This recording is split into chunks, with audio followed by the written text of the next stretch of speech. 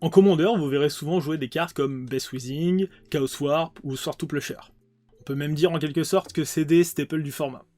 Mais si je vous disais que ces spot removal n'étaient pas de bonnes cartes, dans une partie de Magic classique, si je lance Murder sur une créature adverse et qu'elle meurt suite à la résolution de mon sort, j'ai fait ce qu'on appelle du 1 pour 1. C'est-à-dire que pour une carte, j'en ai géré une autre.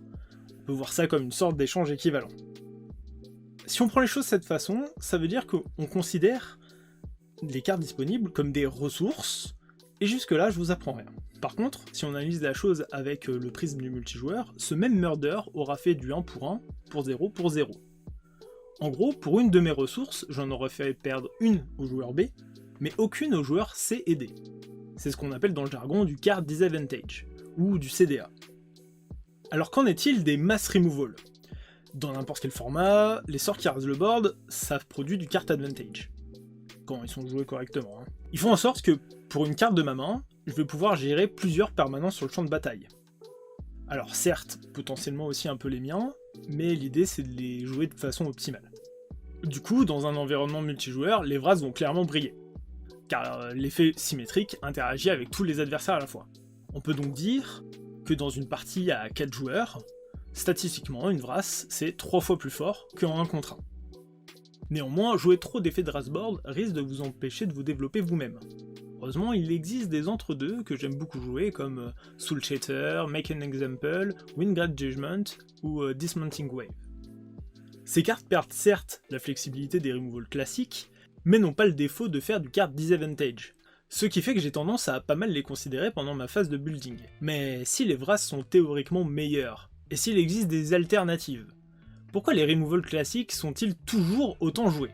J'ajouterais, pourquoi polluer son deck avec des sorts si étroits et susceptibles de produire du CDA, alors que les places sont si coûteuses dans un deck de 99 cartes singleton?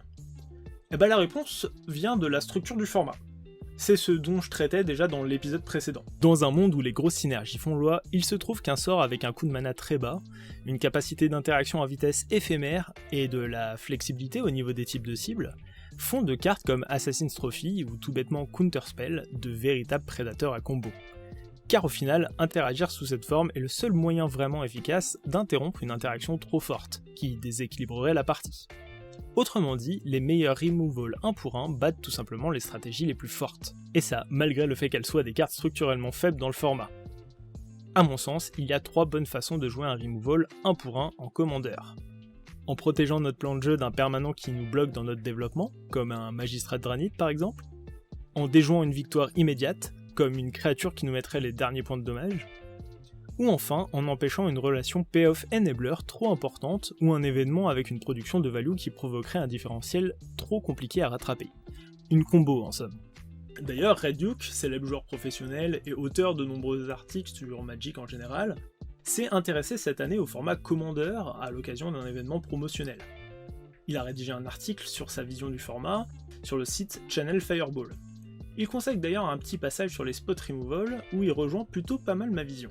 À ceci près que de son côté, il cut tous les spot removal donnant une ressource à notre adversaire.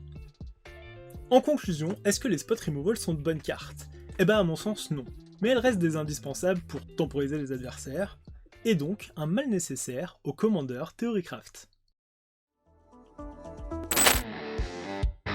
Hé attends, avant de transplaner!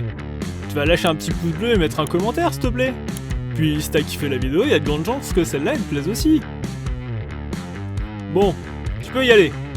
Mais jetez à l'œil hein.